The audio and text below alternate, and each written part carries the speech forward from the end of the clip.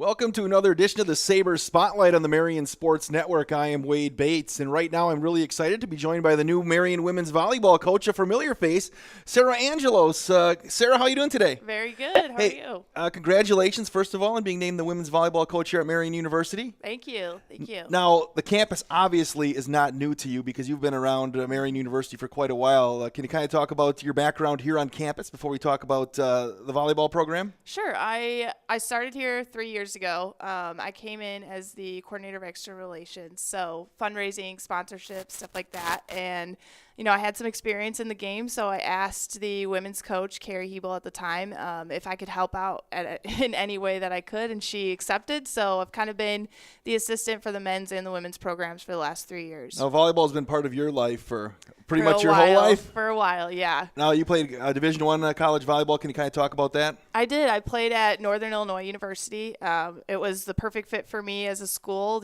a little bit bigger size.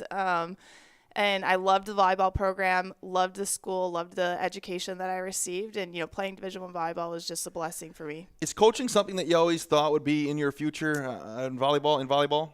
Coaching something I knew I would always do, whether, whatever age it would be, as maybe with my own kids at some point, or, coaching when I was in college, I was coaching like 13s and 12s teams and all of that. So I've been coaching for a while.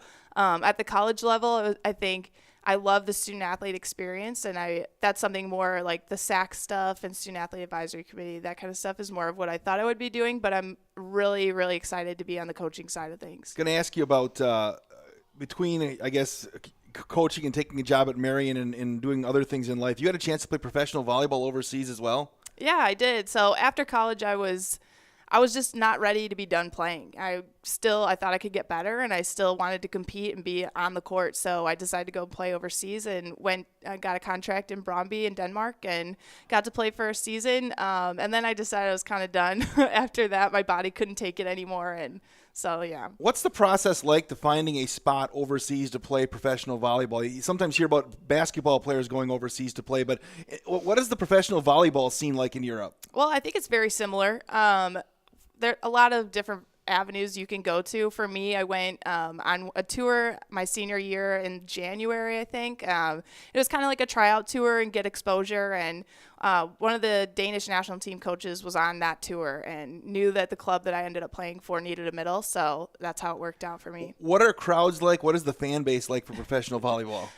It depends country to country. I think, your bigger leagues are like your Italy, France, Spain, those kind of countries. And those are huge, like crazy. China's huge, Philippines. But then, the country that I was in Denmark, it's a little bit smaller of a league. So, you get fans, but it's definitely not as big as like, Sure. International league. Sure, but there Italy. are players that maybe have made a living playing volleyball overseas for quite a few years. If that's a lifestyle that they want to have, You can make it work if you want to, and your body holds up. Is that something you're glad you did though? Because there are a lot of players that sometimes they feel like they have potential to go overseas, but they maybe don't pursue it. Or something you're glad you did just to say, okay, I can do this professionally. Definitely. It was the best experience I've ever had for a year playing abroad and experiencing a different culture and a different lifestyle and being able to compete at the same time. Now you're here at Marion. You mentioned your initial job. Can you kind of talk about what that job entails, because you are really in touch with the community and maybe getting people involved, and explain that position, which you still hold here at Marion, right? Yep. So I still hold that hat on my head. The coordinator of external relations basically is trying to gain as many sponsorships as we can for our student athletes to give them a better experience. And, we also do our Corby Classic, or I think we're in our 7th year now, coming up in September. And then we also do, like fundraising activities and alumni events throughout the year. Do you want to give that Corby Classic a little bit of a plug, because there's still some time for people to sign up? Sure, definitely. September 28th. It's at Whispering Springs Golf Course. It's an awesome event. Most of our golfers end up being alumni, so they love to come back and, win awesome prizes, win some money, win some golf clubs, that kind of stuff. Now, you were named the women's volleyball coach. Carrie Hebel stepped down after a long tenure here on campus. And just how has the last few months been in transition, you moving from the assistant spot to the head job? It's kind of been a whirlwind. It's been really really good to start when we still had some time left in our spring season, so the girls could kind of transition, our returners can transition and understand, new expectations and that kind of stuff. So it's not brand new when the freshmen come in the fall. When people come and watch the Sabres on the court, will they see a different style of volleyball? Is it going to be a lot of what we saw with Coach Hebel over the years? Well, hopefully it'll be a little bit different. I think the competition level in the gym has to raise. I think it needs to get higher.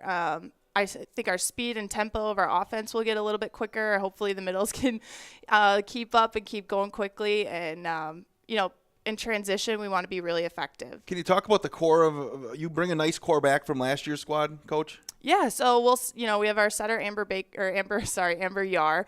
Amber Baker just graduated. It was always difficult for me to keep them straight, but no, Amber Yar coming back. She's going to get a ton of reps this fall, and I expect her to use her leadership abilities and come out and be that setter on the court, kind of like a quarterback in football. And then we have our outside Jamie Schrouth. She's going to come back. She got a ton of experience as a freshman, so looking for her to kind of step up into that upperclassman role, and then Jenna Skrosky as a libero, she's again is somebody coming in as an upperclassman. So we have a lot more experience now coming into the court. So it's good. And you have a nice nucleus of players coming in. Obviously, they won't arrive on campus. When do you actually roll the balls out and get going for practice? Because you're not that far away from your first match. August 18th will be our first practice. So unfortunately, we only get about 2 weeks to practice before our first match. So it's going to be kind of like go and get as good and better as we can in that short period of time. So at what time do the student athletes, when do they report, the 18th, or do they come on campus before that? Yeah, the 17th, the freshmen will move into the dorms, all the girls will come back, and we'll have our first meetings and all that kind of stuff, and then we'll hit the court on the 18th. How about recruiting for yourself in the Marian program? Something we've noticed across the board in Division III athletics, including right here at Marian.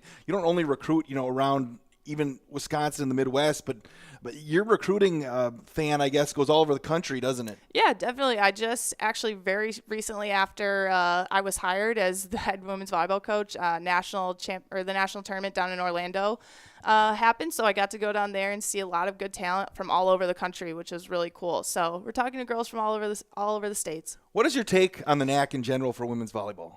The NAC's really fun. I think you have teams that are super competitive and anybody can win on any night. And that's what you want, I think, in a conference. You don't want those top and bottom tiers. You want people that every match, you don't know what's going to happen. So I think that's super fun. And your expectations, obviously, to win a conference championship at some point here at Marian. What are the expectations coming in? Is that what the expectations are every year coming in when you first get out there at practice? I think you want to peak at the end. You want to get better every single day, every single match. You want to get better and better and better so that you're competing at the end and playing your best volleyball. So, making that conference tournament and then making that push towards the NCAA tournament. Now, you've been assisting Tyler Frings on the men's side as well over the last couple of years. Is that something you're going to try to keep doing here as the women's head coach, or is that something you have to step aside from? We'll see. I think I'll help them as much as I can, but I'm looking forward to just focusing on one team and not two.